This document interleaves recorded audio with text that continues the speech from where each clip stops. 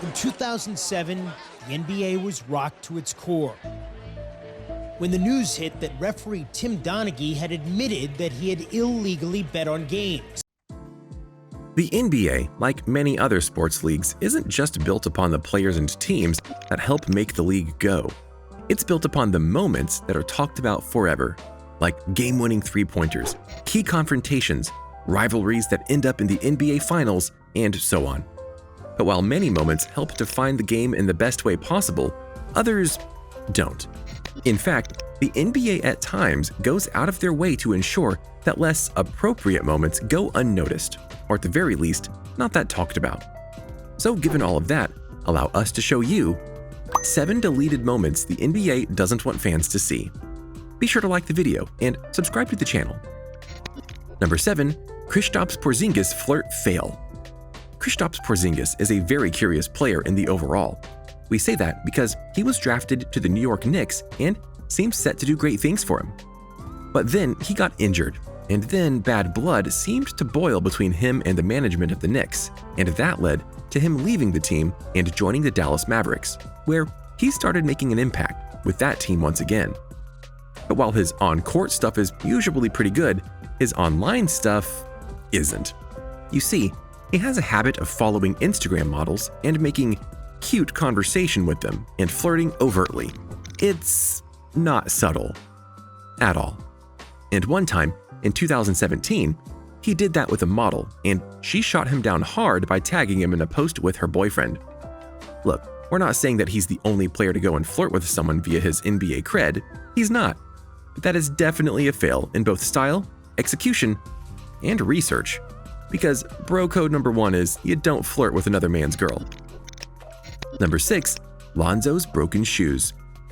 Lonzo Ball is part of the infamous Ball family, and we do mean infamous because they are a family who are loud, obnoxious, mean to others, constantly puffing up their chests, and that's only talking about LeVar Ball, not his sons.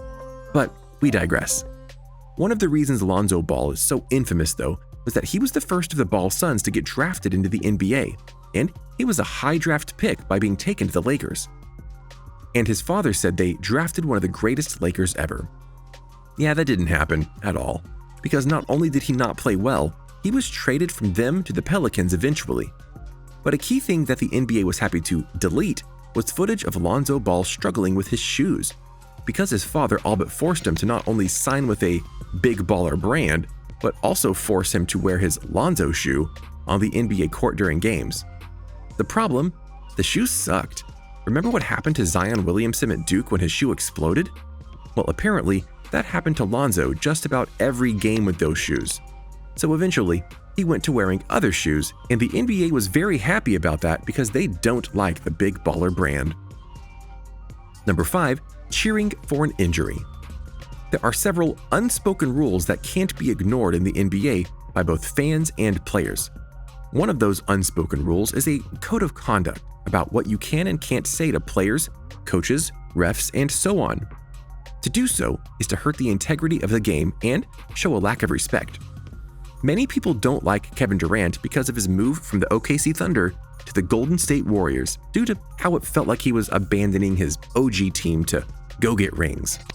But he proved it was a good move as he got 2 rings and went to 3 finals with them. The problem, though, was that the fans didn't care. In the 2019 finals against the Toronto Raptors, Kevin Durant got hurt. Bad. And how did fans react? Well, many cheered. They were happy that Durant was done and out, and the NBA did their best to not talk about the issue because of the controversy it would cause. This was indeed very disrespectful because an injury is a literal death blow to someone in the position of Durant.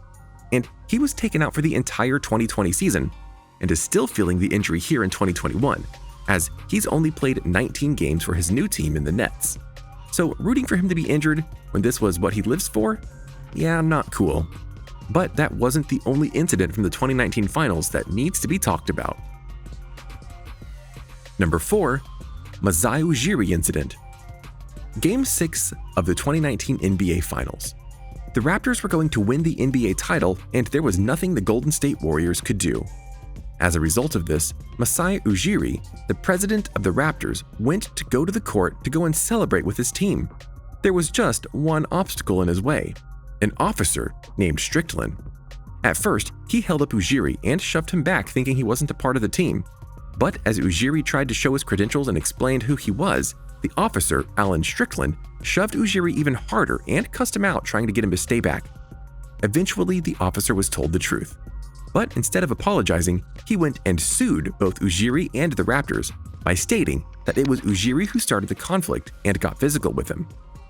The NBA barely talked about this and instead focused on the Raptors winning the title.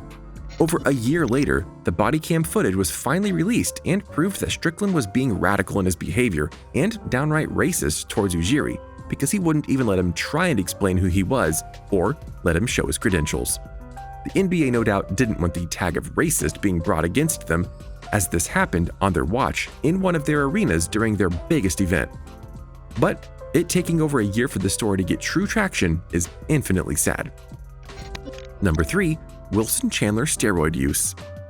Heading now to the 2020 season that was, there was an incident involving Brooklyn Nets player Wilson Chandler that kind of got swept under the rug despite seriousness of the issue. Because the NBA is one of the leagues that very heavily monitors steroids of any kind and refuses to let players play for a time if they test positive, which Wilson Chandler did in the early parts of the 2020 season. He was suspended 25 games, and yet there wasn't too much of a deal made about it. Possibly because his excuse was that he was taking the steroids via doctor's recommendation while rehabbing an injury that he got before he signed with the Nets. It may have been true, may not have been, so it's a curious thing for sure. Number 2. Tim Donaghy. You might file this one under things they tried to delete, because no doubt the name Tim Donaghy is infamous in the NBA for a whole host of reasons. Not the least of which is that he was a longtime NBA ref who was eventually caught and convicted of fixing NBA games, including ones in key playoff runs, and thus was forced to resign in 2007 and put in jail for 15 months. The NBA tried to keep this quiet, but failed in various ways, because when a ref is accused of fixing games, that puts all refs under the microscope in regards to fans, players, coaches, teams, and everyone in between.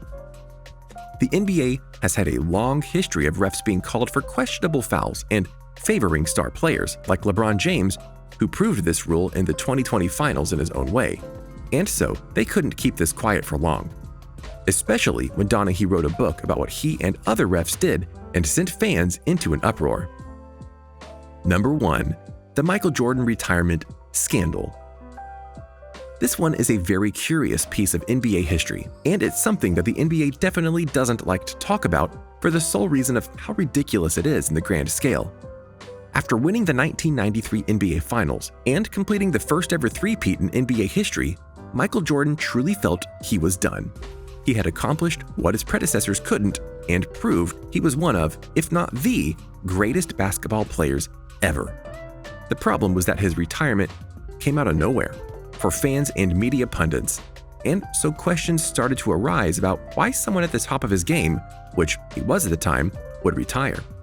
And for some media people, they started to connect the dots to the Michael Jordan gambling story. Jordan was an infamous gambler and even hung out with some shady characters and lost serious amounts of money by doing things like playing golf with them. But he was not in such a hole that he did things like throwing games, and he admitted that he just liked to gamble. But to some, they felt that then Commissioner David Stern did a secret suspension of Michael Jordan to get him out of the league. Let the story die, and so on and so forth.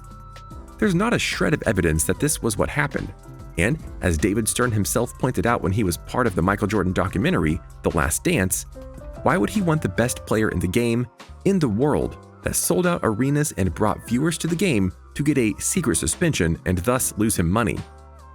Exactly. So what do you think? What do you think of this look at the NBA moments that the NBA themselves don't want fans to talk about for one reason or another? Are you okay with them deleting these moments from memory? Do you think that some of these were overblown and there need to be deleted? What moments from NBA history do you wish got deleted and thus never talked about again? Let us know in the comments below.